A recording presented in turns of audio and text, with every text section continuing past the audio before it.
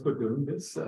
This is part of a conversation. We have an ongoing conversation we've been having on South Asia, architecture and urbanism more broadly.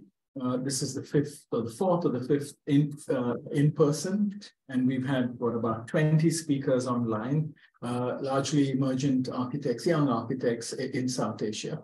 And this also gets sort of posted as on YouTube, and so it's sort of forming an archive of sorts. And so I just wanted to contextualize it.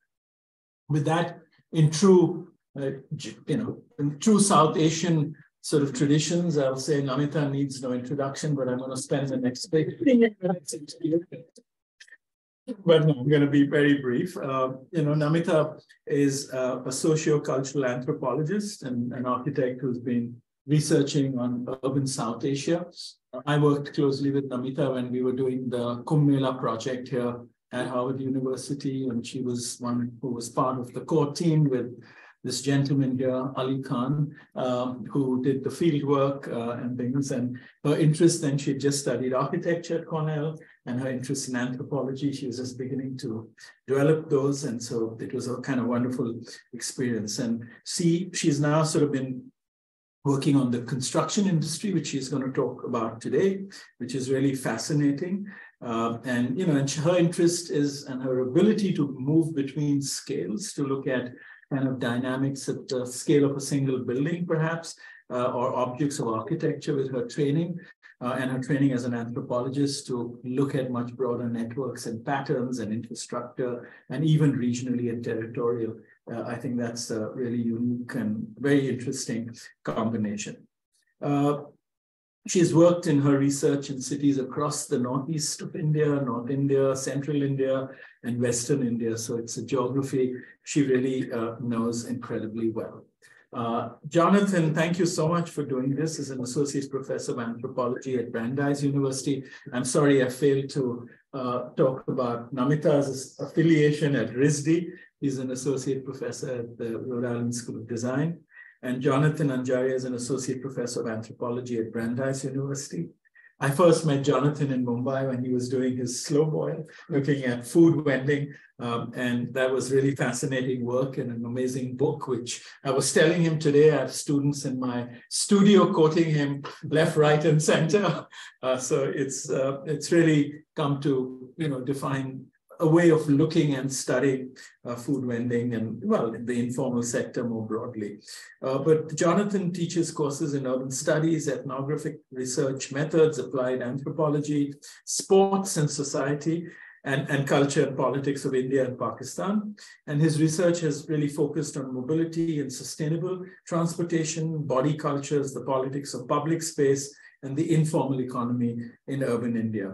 And his publications, as I mentioned, Slow Boil, which is street food, public space, and rights in Mumbai, and has also published on bicycling and infrastructure, corruption, street vending, civic activism, citizenship, popular culture in contemporary India.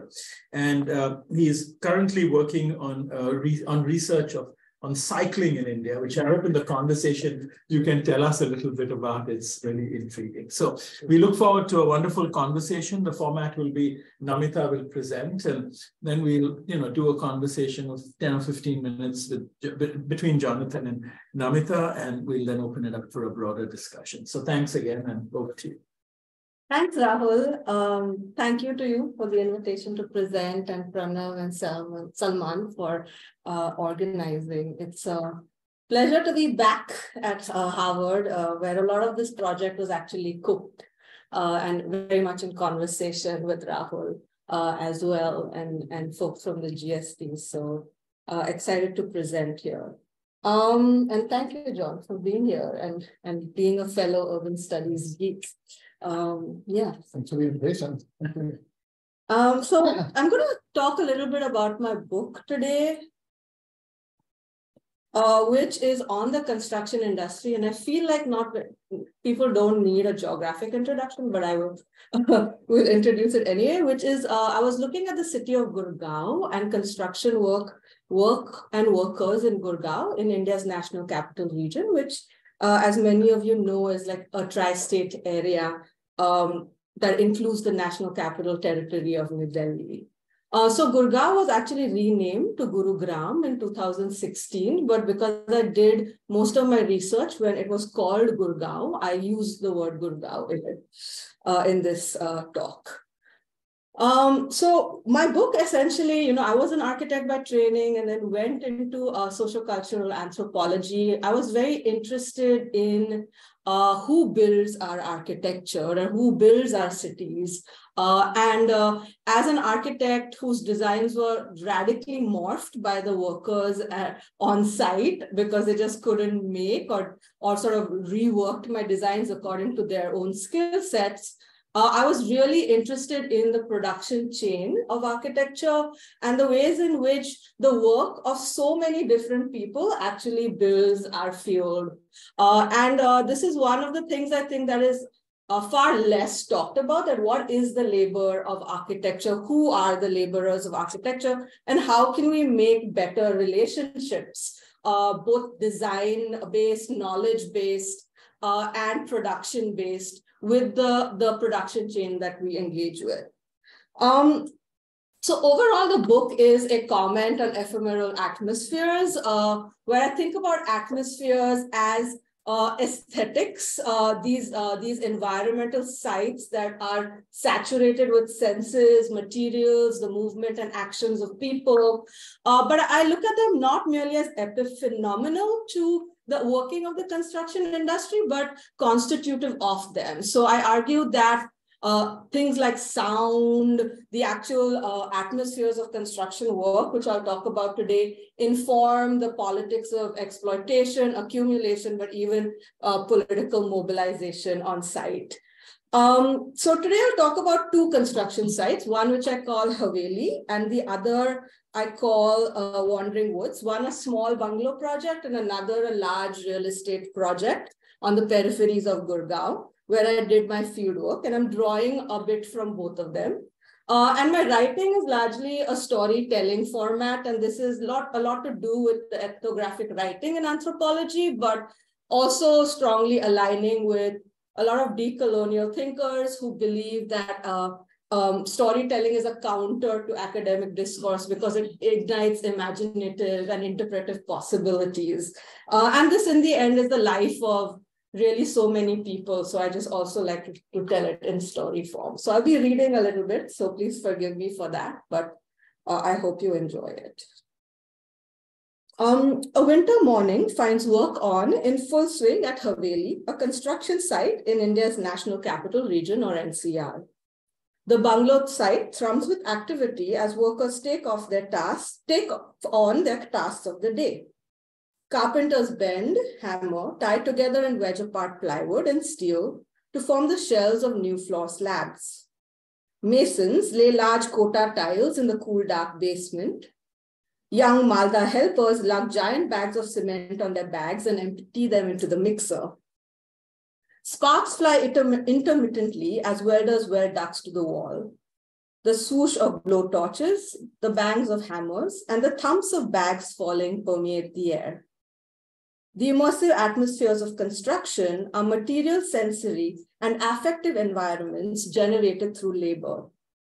The shared atmospheric experience and the social relations these atmospheres engender tie to laboring experience in construction and are central to the formation of political subjectivity amongst construction workers in India's NCR. Atmospheres in anthropology are understood as an entanglement of emotion, substance, materials, human existence, and practice. Comprising the space that surrounds us, atmospheres communicate knowledge through sensory and material cues as well as through affects. They, as Kathleen Stewart writes, are at once abstract and concrete, ephemeral and consequential, fully sensory and lodged in prolific imaginaries. Atmospheres and their materialities, I argue, participate in creating precarity and dislocation for workers and create class and caste difference and anger.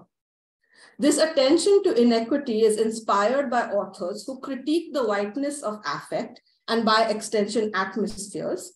And like them, it emphasizes how embodiment, thing theory, and affect theory derive from the lived experience of marginalization. I make this case by considering three key forms of life interlinked with the production of atmospheres in construction work: mazduri, majburi, and jugaad. That is the politics of labor, necessity, and precarity on construction sites. It is noon and Bittu Chacha has worked for about 5 hours now. The sun has grown stronger and Chacha's clothes are already laden with sawdust. Squatting on the wooden battens rising over the scaffolding, Bittu Chacha spent the morning repeating the same actions, sawing and laying down plywood for new floor slabs. His is a workday measured in the square feet of plywood he sets, a day where the material manifestations of Chacha's labor form the supporting structure of another man's house. It is no surprise then that the sun, sawdust, and opulent structure feed Chacha's experience of injustice and exploitation and add salt to the violation and non-recognition of his own mazduri or labor. Originating in agricultural work, mazduri refers to working in fields for a day wage.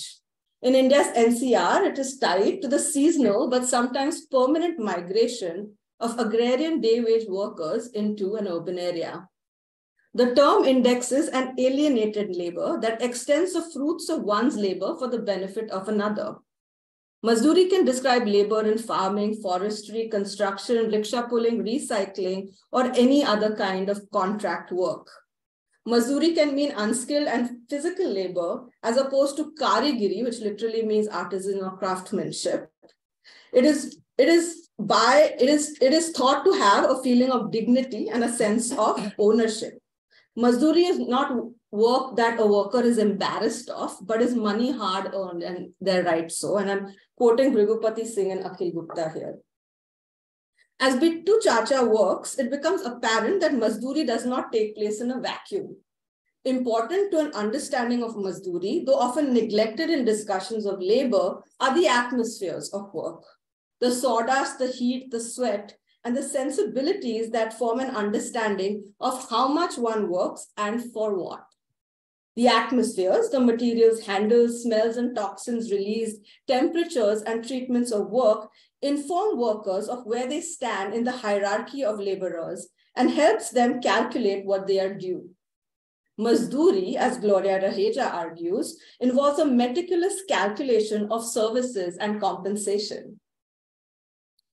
Bittu Chacha migrated to NCR from Bihar in his youth. He had no one in the city and was fearful when he arrived. He describes his experiences. When I first came to the city, many people cheated me. One of the contractors, he did not give me 15 days of mazduri. The first thekedar or contractor used to give us money after 3 months. Now you tell me, I have a loan on my head. How do I tell them that you do not give me money? Chacha's usual calm demeanor is broken by his anger at the memory of the event. Bittu Chacha's mazduri allowed him to gain a foothold in NCR. As he spent years in the city, he made careful choices on who to trust and who to work with. He even found a place to stay in a jhuggi jhopri settlement. His experience provides him a knowledge of the people and space of the urban region. His years of mazduri resulted in the NCR's built environment. Mazduri then also speaks to the making and marking of place and claims. It gives Chacha a right to the city and the basis to demand his own rights.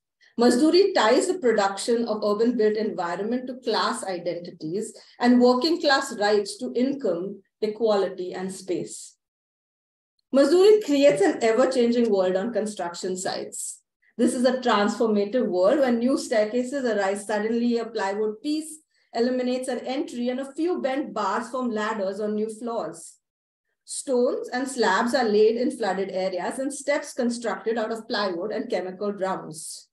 New pathways are continually forged in keeping with the changing architecture as workers produce the quickest paths to work. Social pathways and connections too emerge in similar, piecemeal, and innovative ways.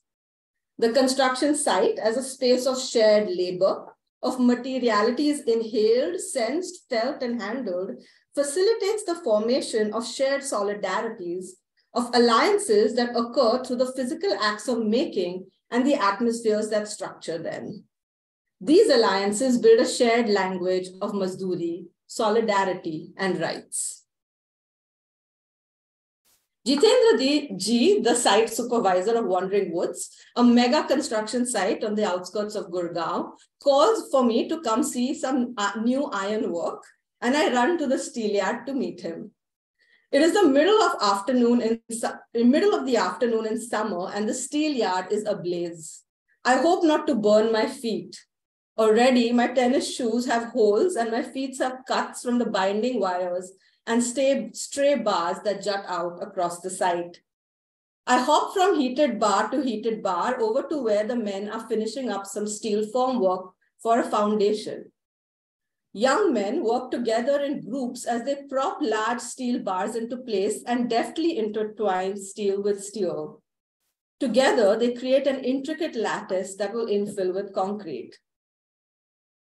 The hardest job on site, they say, is that of a steelwork mistri. Who wants to work, the other masons say, with steel bars that are heavy and rusted? Harsh steel bars tear clothes and stain what they do not tear. Your hands turn black holding bar after bar. Calluses develop on your skin as you twist bars together with the might of the last meal you've had.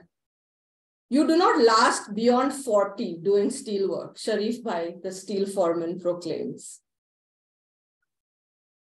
When I ask workers how they began in the industry, they often bring up the situational context of majburi. Majburi, translated as need or obligation, is a term used to refer to binding circumstances often related to poverty. It indexes a combination of unforeseen events: alcoholic or dead fathers, sisters to marry, illness, sudden financial loss, and forms of discrimination and violence. Majduri can mean many things.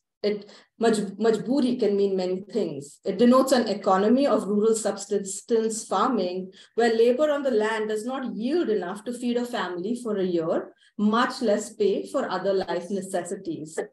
It also speaks to the weight of this poverty being borne differentially according to gender. Young boys begin labor before finishing schools, and girls are married off early. Majburi feeds this industry, as Jitendra Ji likes to say. Construction feels like a trap. Bittu Chacha traces the forms of majburi that brought him to site.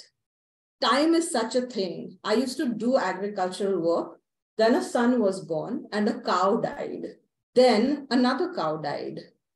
Deaths accumulated as Chacha's financial responsibilities grew, but the last straw was when his father fell ill.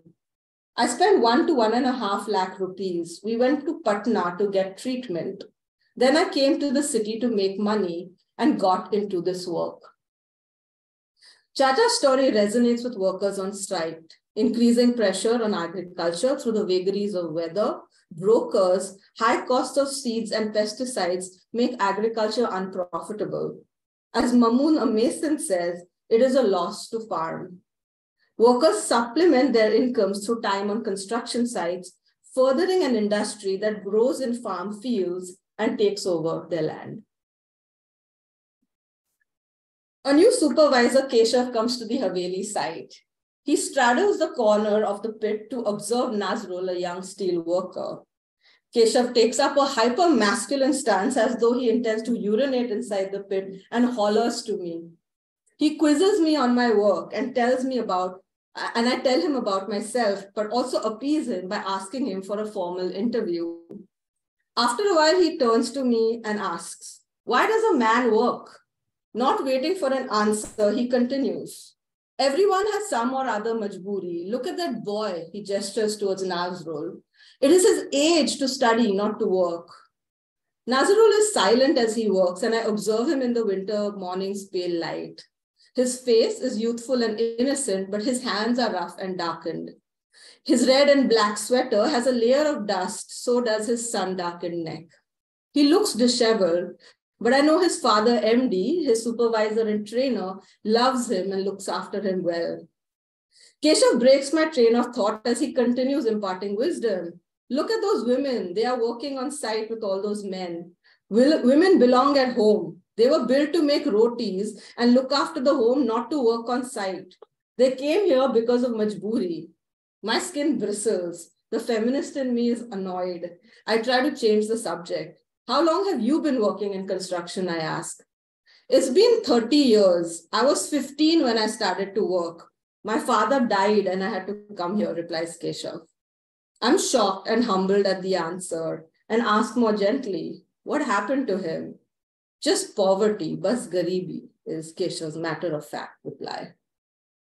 As Keshav suggests, majboori also speaks to a cyclicality of circumstance, a generational trap for workers whose bodies decay and degenerate through the work of urban construction and whose early illness or demise sends their sons and daughters to sites.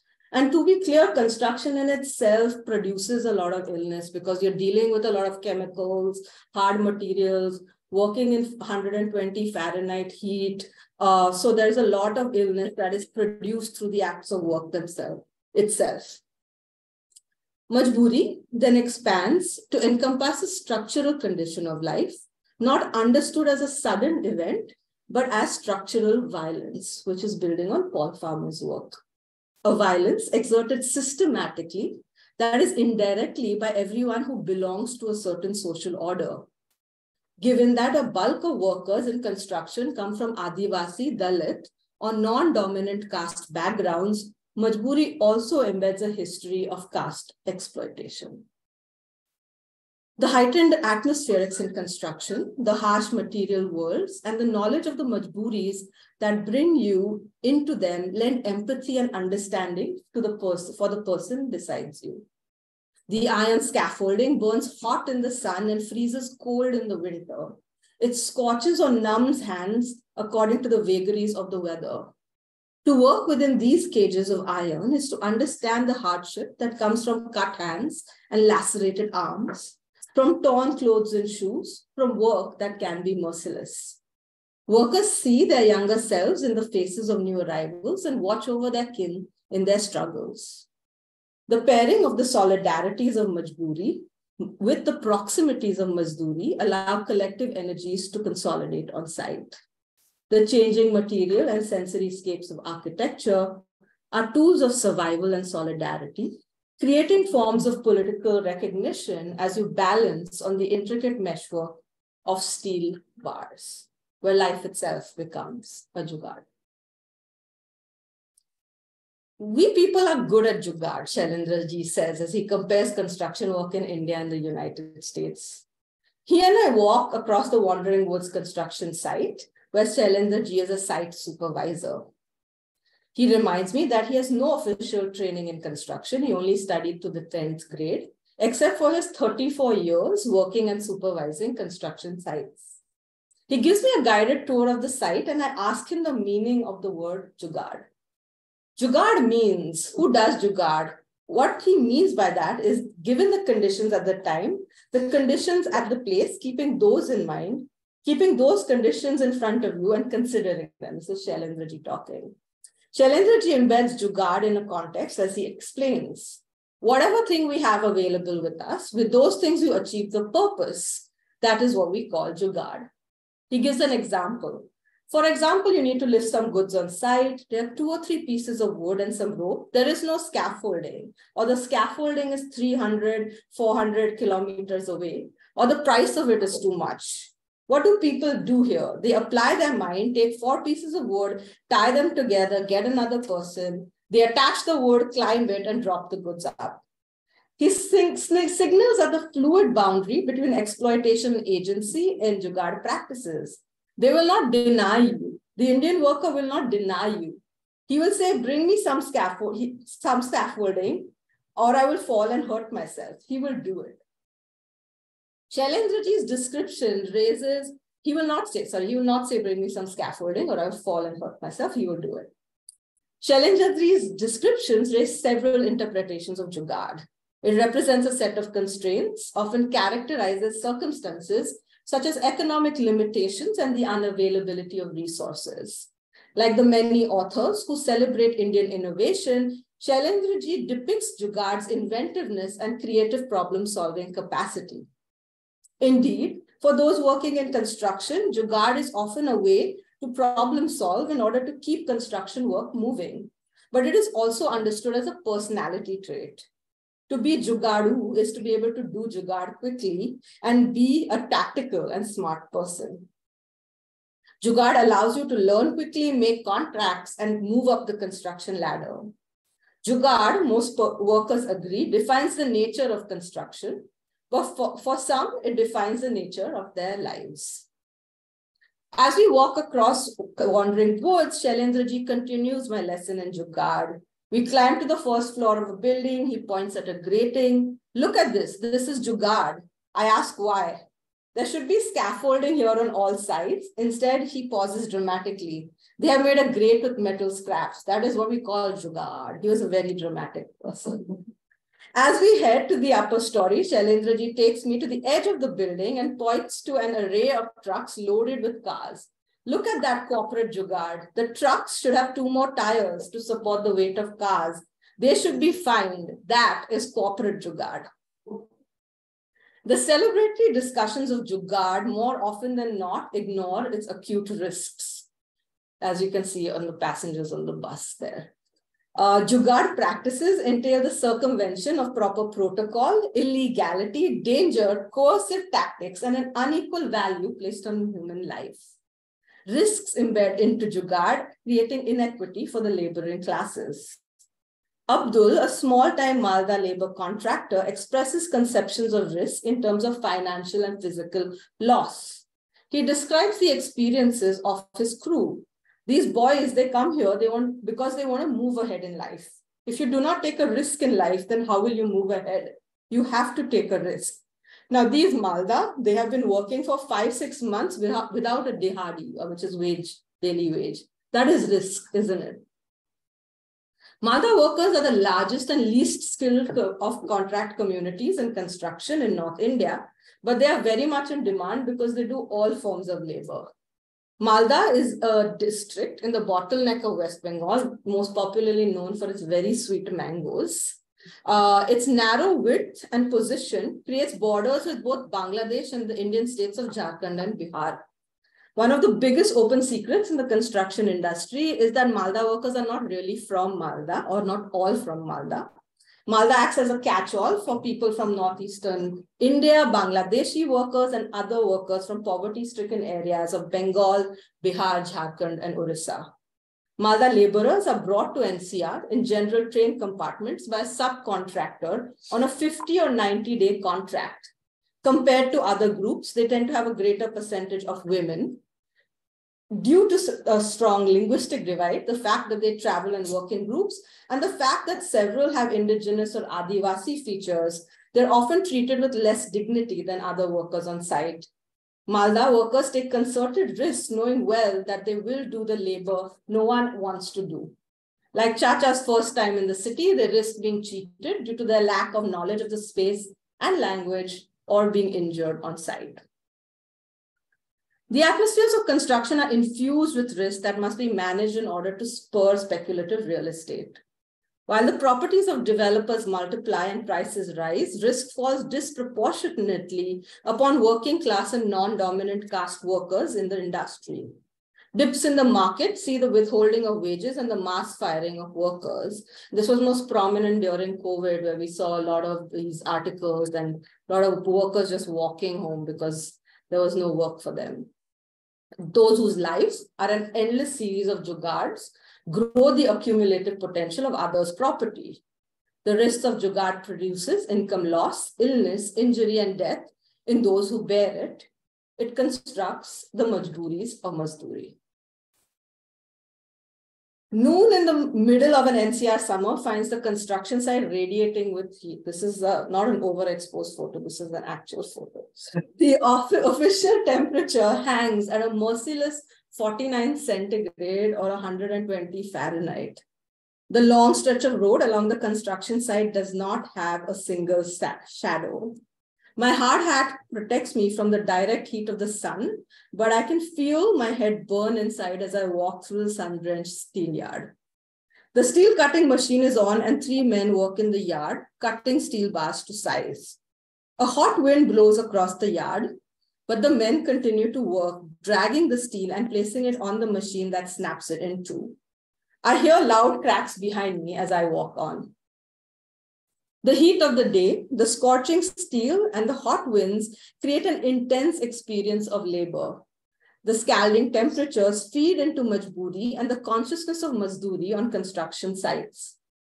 Like other harsh conditions, the bitter winter, where the water and wet concrete creates broken ridges in your skin, and the unceasing cold prevents workers from meeting sleep other than through deep drunkenness, heat translates into emotional heat or anger and intensifies experiences of class inequity. The working environments and body politics, skin burnt, clothes torn, throat dry, raspy, constitute the angers and resentment of those who work. The environment evinces inequality and channels the inequalities felt through majboori into tensions on construction sites. I watch ND and Nazrul build shuttering. The father and son pry old boards of already set concrete, forcing the two surfaces apart with a steel rod. Watch the plywood, shouts Jay, their supervisor, as we hear the wood splintering badly and crack in half, nullifying the resale value of the plywood. MD keeps prying gently and manages to get it out, but Nazrul comes up behind me and swings his hammer at the plywood board. His usually sweet and smiling face is loaded with anger. He swings his steel hammer and hits the plywood, concrete flying all over from underneath. He hurls it at another spot with all his might. The entire day, he bangs at nails and boards in an uncharacteristic anger. MD complains to me, they're not paying us anything for this. They said they would give us money, but nothing has been given for so many days. Aggressive speculative economies that mean that developers invest in kickstarting new projects. They offer buyers staged payment plans and divert the payments into acquiring new land. This dries up the pipeline for work on existing projects and creates a house of cards of projects across the region. A dip in the market means developers run out of money to complete any of them, leaving buyers, contractors, and workers high and dry. I've heard this quote to your house is only for one man. Is that true? Nazim, a young Malda worker, asked me, and I nod as I confirm the news. This 8-bedroom home with a swimming pool on the roof will all be for one family.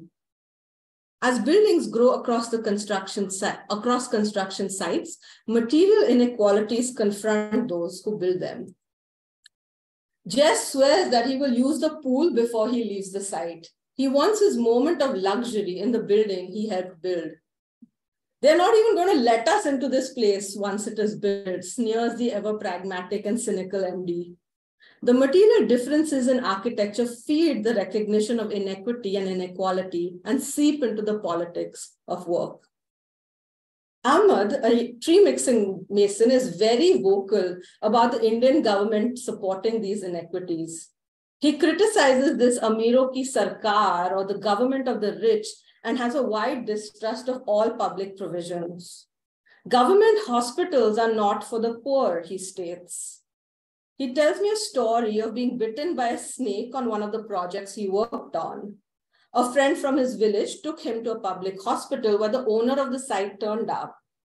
If he had not turned up, they would not have admitted me. Then I had 10 doctors and a first-class bed. This is because there was a big man's hand on me. He shrugs his thin frame as he speaks. There was a poor man there. He was about to die. None of the doctors even turned to look at him. This is why I say the hospitals are for big men, not poor men. This too is Angrezi Raj.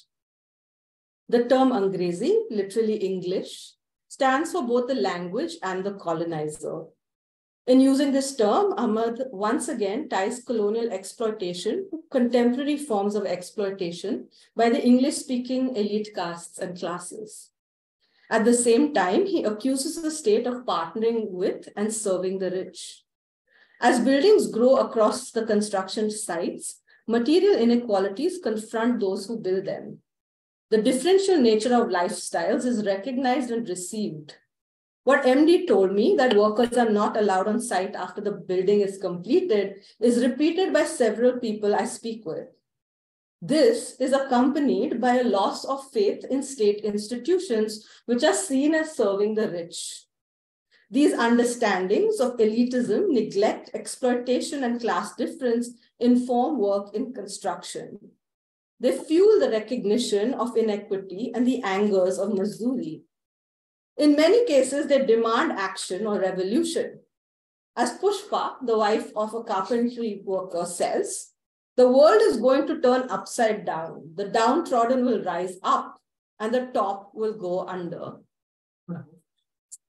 We do not only attune ourselves to our atmospheres, we also produce them and act in response to them. Construction atmospheres, the processes of their own production, contribute to the making and breaking of political consciousness. They facilitate solidarities and help bridge ethnic, caste, and religious barriers. The affects produced within them stoke class anger. The practices of working and environments of work facilitate a shared experience of rights and claims. On site, inequality is understood as historical, aesthetic, and material, and the experience of injustice is viscerally felt. Yet, at the same time, shared solidarities and understandings are born across different communities. Languages of oppression and exploitation are learned and carried forward. Protests rise across India as I do my fieldwork, from the largest labor union strike in the world to battles for farmers' rights, from CAA NRC protests to the Adivasi claims for their forest rights. The durability of historic inequality feeds the present. Laboring atmospheres frame experience, articulate inequality, and create anger that reverberates across India's unequal landscapes, often heard in the phrase, Inqilab Zindabad.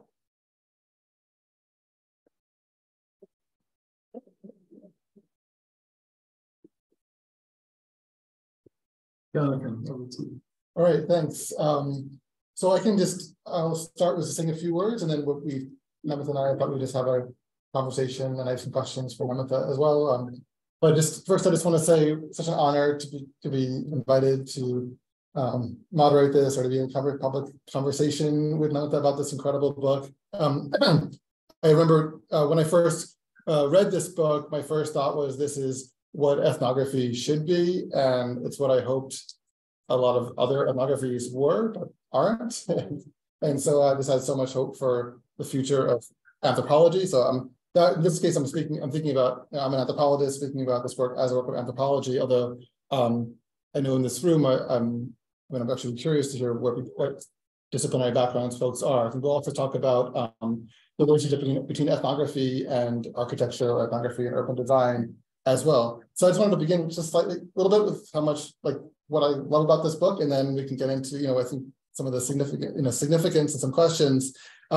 So, I mean, first, so in the, you don't mention it today, but in the introduction to the text, Namita has this very honest moment where she says that she's trying to write the book that she wishes that she had when she was studying as an architecture student. And I was just so happy that you put that right in the beginning of the book. It's and so after, I'd love to hear, if you reflect a little bit more about that and how that might have, think back if you actually had this book and as a student, an architecture student, how would that have changed things? And so, but what I see from the text, what Namita says is that she wrote this book in that way because she wanted to focus on process and specifically on the way that buildings get built. I mean, if you put it in the most simplest terms possible. And what I saw in the introduction, she was saying that if we are to studying architecture, the process, the work, the labor that goes into it, that just gets lost, and that's not really a part of the picture. And really interesting, we can talk about how that would really change thinking about architecture if we think more about process. But moving on, just on this idea of process, and what the first thing she said today was her work is about who builds cities, if you put it at the basic level, and what is the process of construction. And I just want to just dwell on how important that is. It's great, many great ideas, like the simplest ones are the most brilliant ones. And it just leads to so many interesting places. So on the process, this idea of process, it leads her to this idea of the ephemeral, and I think which is equally like such an important concept. And I just wanted to briefly talk about like why I think that's such an important and useful concept. And then also I can ask you like what you think the ephemeral allows. So what I love about the idea of process is that it really gets us out of a lot of habits in social science thinking. You put it politely in the book about habits of approaches to urbanism, and I'd love to hear you thinking about what those habits are. What I see the habit that you don't do, and it seems to you implicitly have an opposition to, is coming down very strongly like this is good, this is bad.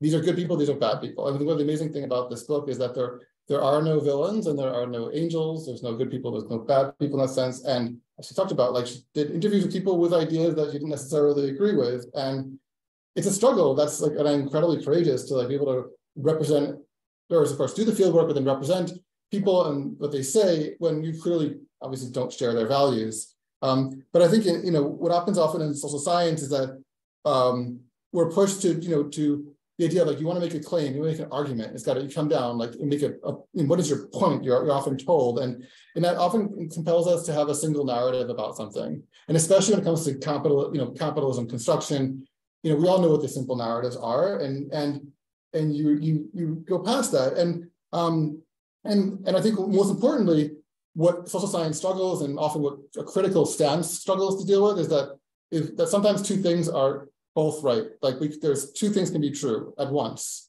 I think a good example of that is the Jagard, like the endless debates we're having on Jagard. Like, is it about creativity or is it about the compulsion people have? And I think what your book so brilliantly shows is that it's obviously both. You just today showed how Jagard can mean it's possibility. It enables things, enables those men to ride in that bus. Maybe they wouldn't have been able to. And of course, also exposes them to incredible risk. We don't need to come down on one side or the other. They're both true. And I think what your book shows is like that, two things can be true at once. And I think that's just such a hard thing for like critics to handle. And so this is what I think the idea of the ephemeral allows. It allows that possibility that two things can be true at once. It allows us to tell these stories, but and highlight, how you say that these construction sites can be sites of incredible exploitation, but also liberation. And it doesn't have to be one or the other. And to say you're not like diminishing one or the other. And the ephemeral allows that. So what the ephemeral allows so much, I mean, you said in the beginning, the ephemeral allows, the ephemeral can mean like the sensory, but also like what we touch or feel or smell, but also can mean cognition. Ephemeral can also sort of lead to, again, that focus on the process. It allows us to think about the unexpected and surprising things. So one of my favorite chapters in this book, Namita doesn't mention it today, but it's a beautiful chapter on expressions of love in these construction sites. And she focuses on probably one of those ephemeral things possible, which are like chalk or charcoal drawings people make, they're like, expressions of love. Sometimes they're like pornographic images. Sometimes they're just like interesting, beautiful poetry. And then they get washed away, every day or maybe after an hour. So that was the most literal example of the ephemeral. And what you show that, again, in this site of exploitation and danger, there's also expressions of love, and they can both be true, they can both coexist.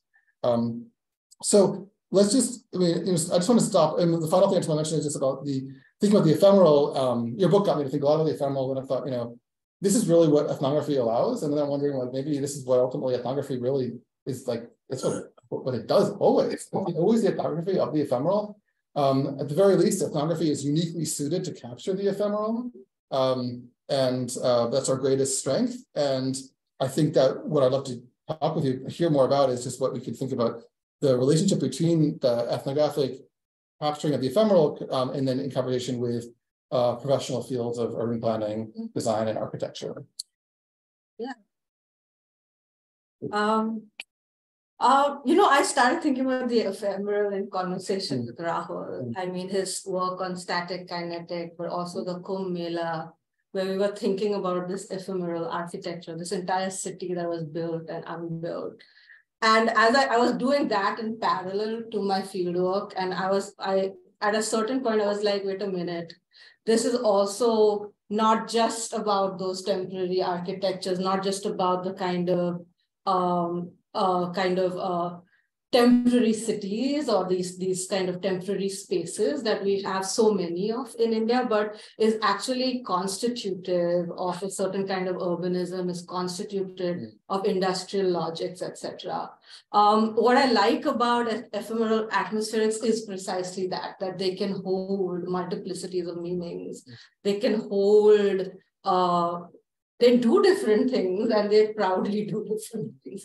And I, especially within those spaces, I think that, like you, and I'd love to hear from both of you actually about the issues, but I love the affective part of urban scapes, and especially in South Asia, we tend to celebrate the affective and dynamism of urban spaces, especially the ones that are highly transformative. But I was really interested in looking at that within the formal realm, looking at the ways in which these kind of high transformative affective environments can hold sites of exploitation as well as social mobility. So the ways in which they create space for everybody to have an opportunity, be it somebody who's rich or poor, and often those can result in unequal circumstances. I don't know, Rahul, if you want to say some more about the ephemeral, since you were thinking about it, and John, if you want to talk about it a bit too. Yeah.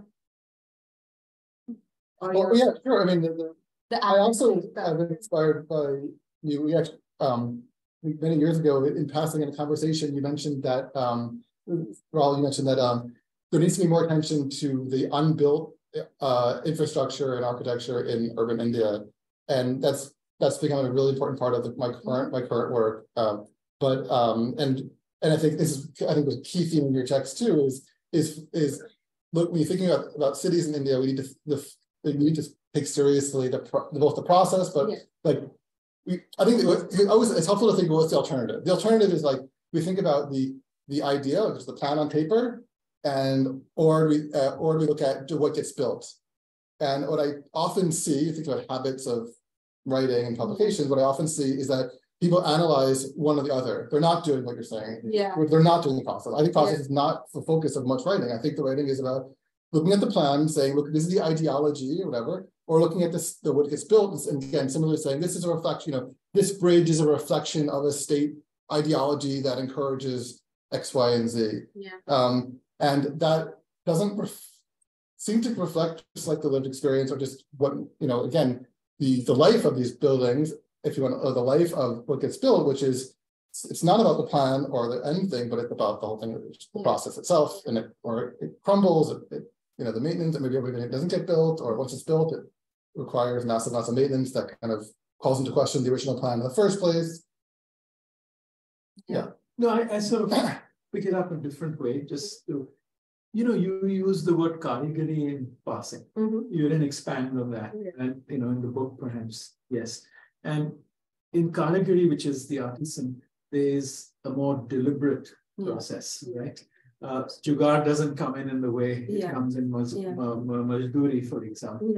What is that story? And how does that sit within your... I mean, I just wrote I just had a piece published on not karigari, but just thinking about, again, sort of tying it to John's comment on process, that design work, karigari is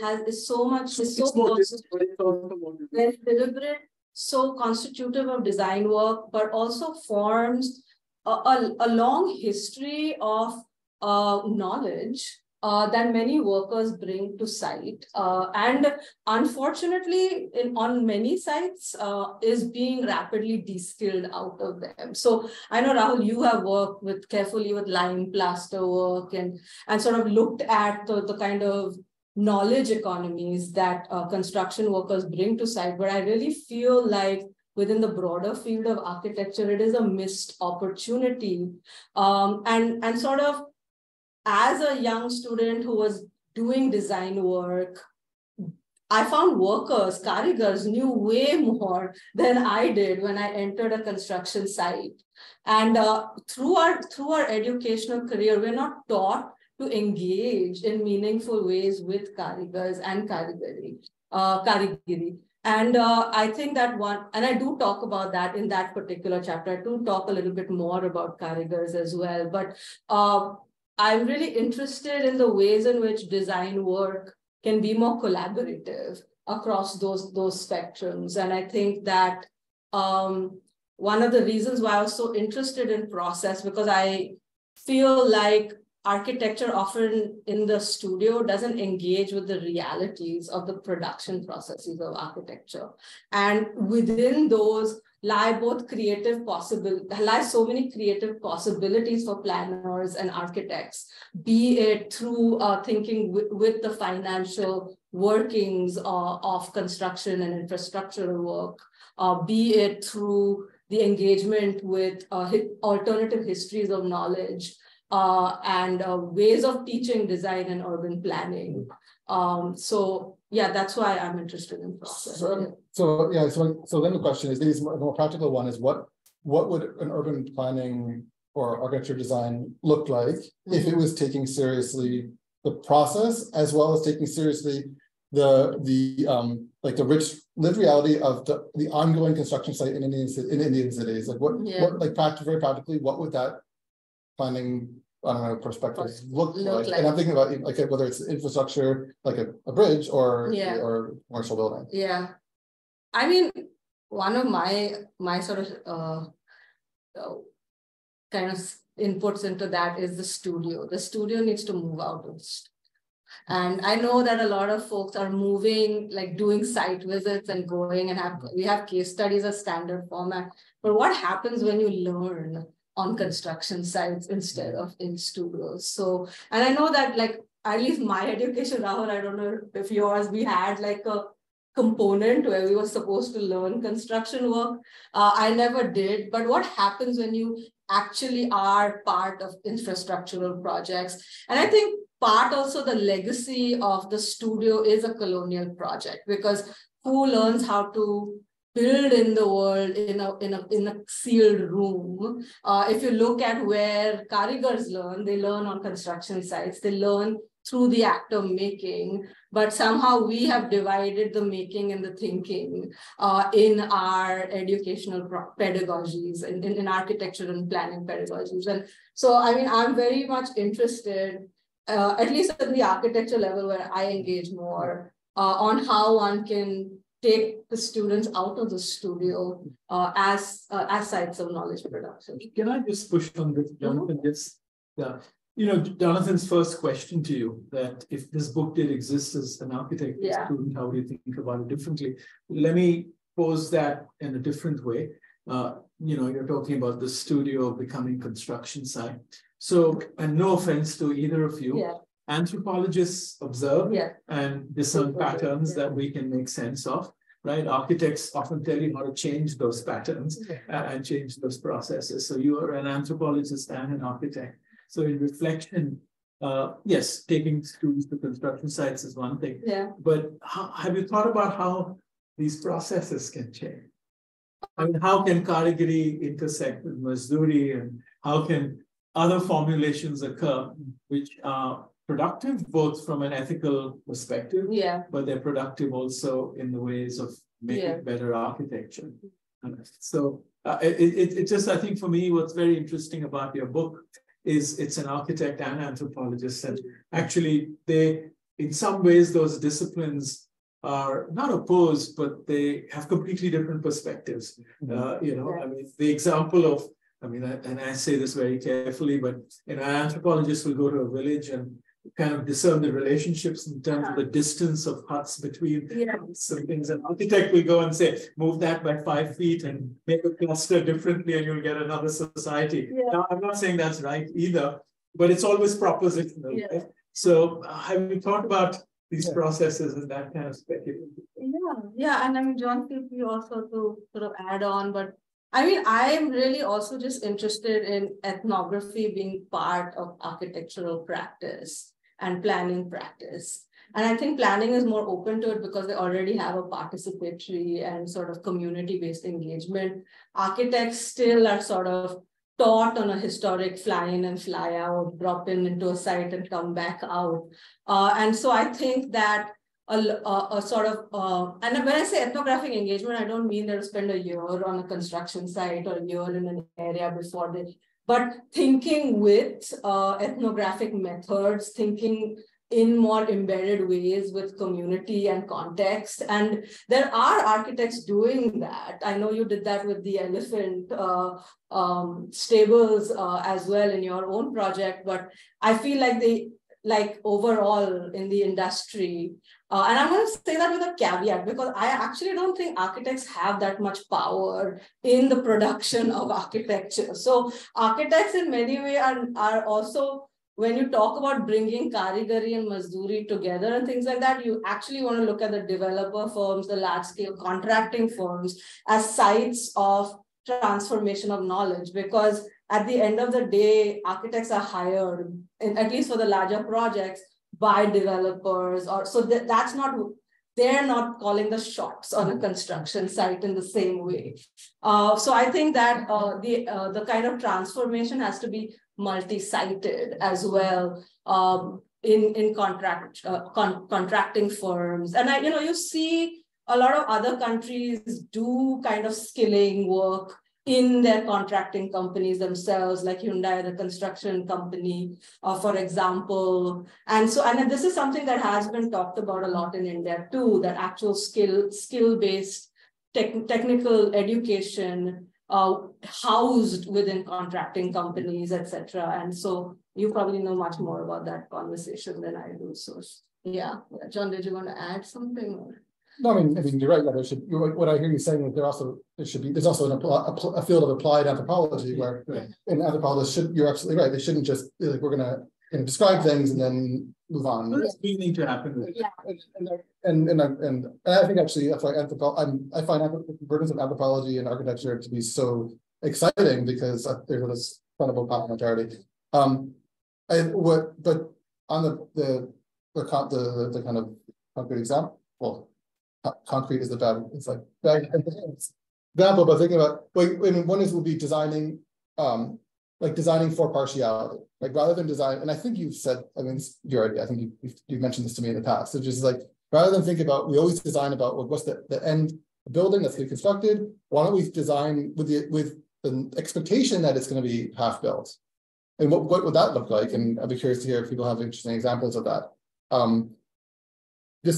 So this comes up a lot in my current research on street design and politics of street transformations in India, where what I saw was that my book current book is on people who cycle in India, and my argument is that they have a lot of incredible knowledge about infrastructure and they have knowledge about everything we're talking about. And one of the arguments is that by cycling through Bombay, they see that there's a politics in process. You can't just focus on the project, and that by project I mean the bike lane that the government always proposes and then either doesn't build or builds and then forgets about, and it just becomes like a corruption thing. And so for people cycling, they say, well, the focus shouldn't be the bike lane project, it should be maintaining smooth roads. It should be thinking about, again, so thinking about, I feel like the people who cycle, and this is people of all different classes and backgrounds, the focus on maintenance to me is a very different kind of politics, and it's a maintenance focus is, I think, a practical example of what you're getting at. We're like focusing on process as opposed to the shiny outcomes. And I mean, in design work also now we're talking a lot about repair as a kind of creative site, and maintenance work in architecture is considered like as architects, we don't tend to do it, but I think it really is an important site of creative practice as well. If you look at, I mean, especially in art in the art world, we've been talking a lot about apparel repair, ceramic repair, those kinds of things. And I think there's a great potential around maintenance and repair in architecture as well. Should we open it up? Thanks. Comments, questions? Comments on the state of architecture. Thanks so much for the really fascinating discussion. I think one thing that caught my attention was this discussion of how do you kind of going between observation and applied practice. Maybe, and I think also, in this work, it's really interesting to hear about the different forms of knowledge and how people are categorized into these different groups. And so I think it's interesting also if we think about anthropology, architecture, and how do we kind of go in between both our forms of expertise and also these different groups that have power, the contractors, financiers. And I think already, right, thinking about design anthropology, or I know folks who are playing around with the idea of anthro-engineering, right, and thinking about how do you change energy systems in certain cities. So I think one thing that kind of caught my mind was maybe the idea of atmosphere, or the ephemeral, is maybe potentially guiding way of making sure that if we're trying to change these connections or these disciplinary boundaries, there can be some productivity there that could, because I think whenever we're trying to create something new, right, kind of tensions in that, or it's kind of hard to think what you're actually trying to do that's new, any of these disciplinary combinations. Kind of, that's very vague reflection, but any interesting thoughts there? I mean, Smita Lahiri used to teach here a long time ago. She spoke about anthropology and history, but I think it holds true for anthropology and design, anthropology and engineering, is a hinge condition, that not everything that we do in anthropology can translate into design work or engineering work. But there is a hinge that you kind of develop through a research practice that feeds certain understandings or challenges certain understandings of work. And I talk a lot about this with my students, is that as you analyze something, first of all, anthropology allows you to look at things differently and sort of challenge what see the extraordinary in the ordinary, which is one of our conference slogans. And through that, thinking about the wider premise or the alternate way of viewing an object, it generates that hinge condition that sparks design, that sparks engineering systems. So I think that finding that hinge is the sort of important part of the dialogue between that, because clearly you can't do both, because they're two different fields. So that commonality that allows for those workings, I think, is important. No, that's a very good question. I just want to have a very quick response to it. Actually, if you ground it somehow, let's say we take a site, I think those moments of collaboration become much clearer, because every discipline can excavate depth in a site differently. As architects, we look at the physicality of what we see superficially, and anthropologists can dig and excavate another set of meanings, a historian another set of meanings. And that sort of sometimes locating it more specifically can become quite productive in thinking through some of these ideas. Yeah, no, thank you so much for this great discussion. I was very, very happy and struck by the description of materials, because normally we think of materials on sites or the architecture process as a means to a very well-defined end. And I was wondering about what other relationships of materials, between humans and materials you were made aware of on site that are sensuous, that are effective. So we got an instance of a few of them with the rods, the steel rods. And I'm wondering if that played a role in your process of thinking. Absolutely. Yeah, thank you for the question. I mean, I think primarily my architectural training makes me a material thinker. It's just the method, right, of architecture. And so in many ways, I think with material. And so there were a lot of materials present that I talk about. One of the big ones is machines as large-scale material objects, the sounds they produce, the kinds of rhythms and speeds they create that humans have to match. So I was interested in mechanical worlds.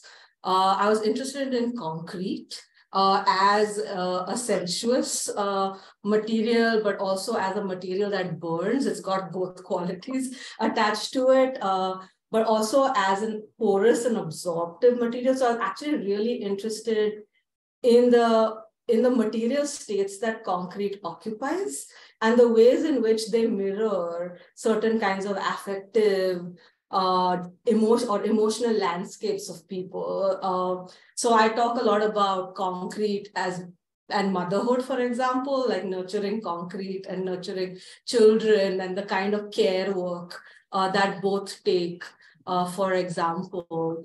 I have money as another, so not money as in like the finance world, but just cash and what cash actually does, and especially around cash economies in real estate and the ways in which they're related to property or the ways in which they drive property. So the kind of transformation of cash and land as very material objects was something that I was interested in. So, and then, plans as material, but also their ability to disappear in NCR through planning processes. So very much interested in the play of materiality and immateriality, which is very encoded in the idea of atmospherics as well. Yeah, but thank you. Yeah.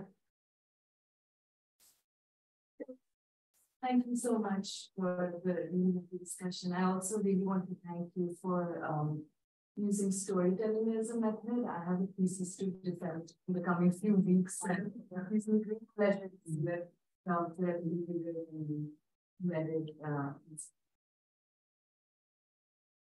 My question is largely about what you think might be a way to provide social protection for construction workers from a more planned policy lens. I'm reading in particular of the sentence that you said that there is risk embedded in the law and improvisation, and that adds to precarity. Someone's precarity is perhaps because someone else is not held accountable for. And so in a lot of the movements you mentioned for farmers, there are mandis, there is a fight for amnesty, for street vendors, we now have town vendor communities. Yeah. For Adivasis, there's different sort of institutions in place. For domestic workers, RWAs are held responsible. So in the first sort of slide that we have all these stakeholders listed, what does it mean to essentially just think of social protection as a central logic of building practice? No, thank you for the question. What's your name? Gordon. Hi. I mean, there is a social protection labor laws. The fact is that our labor laws are turning anti-labor in many, many cases. And I think that the push to enforce stronger labor laws, especially around contract work, because one of the things that contract work has allowed is that it plays with loopholes in labor laws.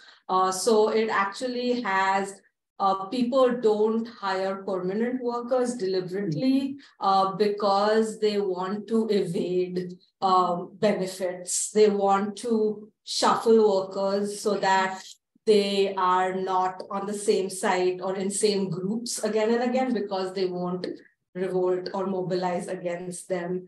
They don't want to hire locals. So people have to go out of state because they feel like locals are too politically and embedded and connected.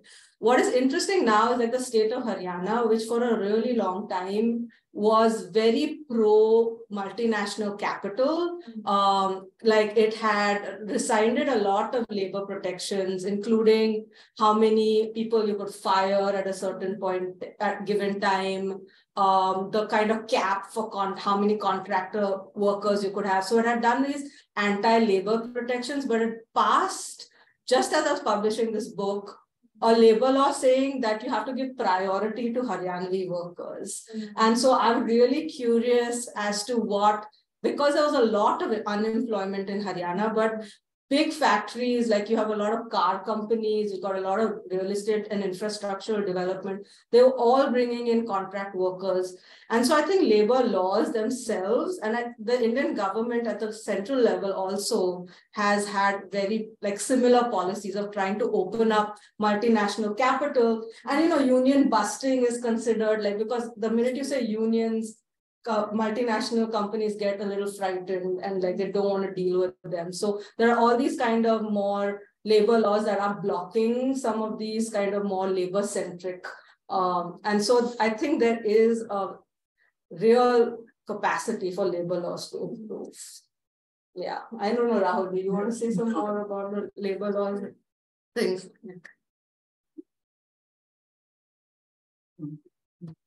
One more. I think the photo and the sort of anecdote about the steelworkers is kind of stuck in my mind. And I noticed you had some timestamps on your photos, 2013, but you know, I don't think anything has changed. And that's probably the same if you had done this in 1970, you know, have been similar, but so many of the people in your list, the developers, the bureaucrats, the architects and designers, were talking about technology, digital twins and sustainability.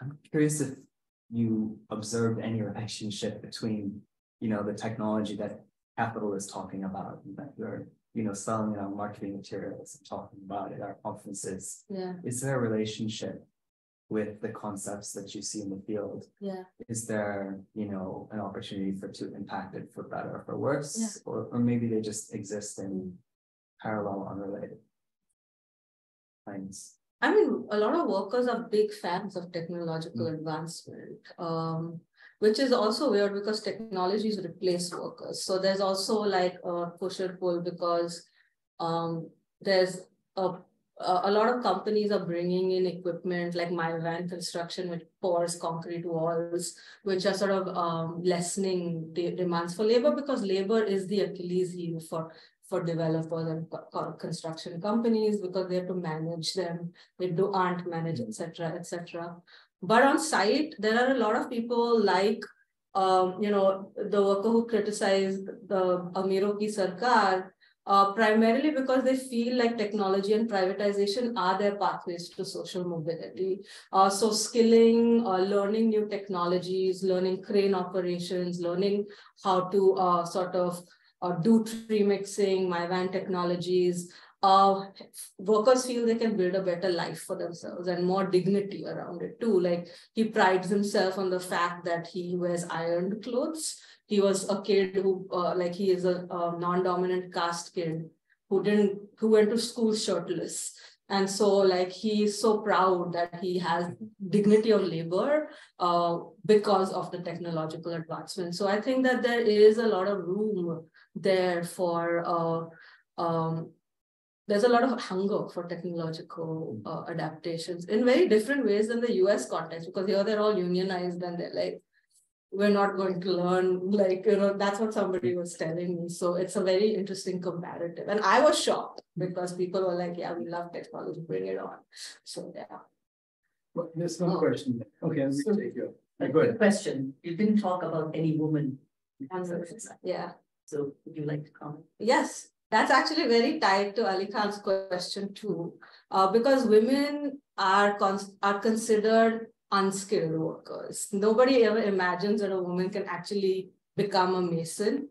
And what has happened, especially on the larger construction sites, is that women are being replaced by machines. So the carrying, carting, and pulley work is largely sort of replacing women. Though there are a number, but I think the number has fallen so drastically since I was a child, and where we saw women, kids. It also has to do a lot with child labor, child protection laws, because you can't have kids on construction sites anymore, and people have to create creches. So contractors like Jitendra ji actively discourage hiring of women. There is a tie between construction work and sex work, and contractors often feel like they don't want to deal with that aspect of it. And so there is this kind of erasure of women and deliberate pushing out from on a point of view of the machines, the children, and sex work as well. And so it all creates this like throwing women out of the industry. But what I found very interesting is that the few women who are there are very skilled because they've learned by looking, they've learned, and they want to do the work. So I think another question as we talk about technological advancement, as we talk about labor law reforms, about is the question of skilling women and giving women jobs that are traditionally thought to belong to men. And pre-mix cement is one of the big eliminators in terms of technology. True. Because that is a big term. Yes. I wanted to build on your previous point where you were talking about like there's a lot of duality and paradoxes that I'm trying to trying to comprehend, because when you're saying that the laborers want to build on the technological skills, there are a lot of craftsmanship and skill sets which will be losing out on it. And how do we still, is there a need or ways to preserve these skill sets where there's social mobility, while also like not serving just the elite? Like how, it's just a lot of paradoxes that I'm trying to yeah. It's not a me solvable question. It's not a solvable question either. But I think that there are multiple places in which, I mean, I see Rahul's practice, Brinda Somaya's practice, where they actively cultivate a lot of karigiri, work with people who know these knowledges and are sort of working on honoring those traditions in many ways. I see not all workers come from karigar backgrounds too, because you're actually seeing agriculture is in such bad shape that you see a lot of folks who might not have been from traditional families, and because construction expanded also so rapidly. So not everyone is a karigar on site or comes from a family of construction workers. So I think there's space for both. And it's about nurturing those traditions. And I think most certainly those of you who intend on having practices can definitely cultivate relationships with long-term relationships with karigars and give them space within your work, for sure, as many architects do now. Let's see what another generation does now that they have this. Any last words, Jonathan? Anyways, ending on that question and that response, I think just captures what's so incredible about this text is that you're holding on to whatever we call it, paradoxes or dualities and multiplicities, and your point of the book is not to say we need to come down to one side or the other. And that's just the reality of the urban context, is it's going to be full of these contradictions.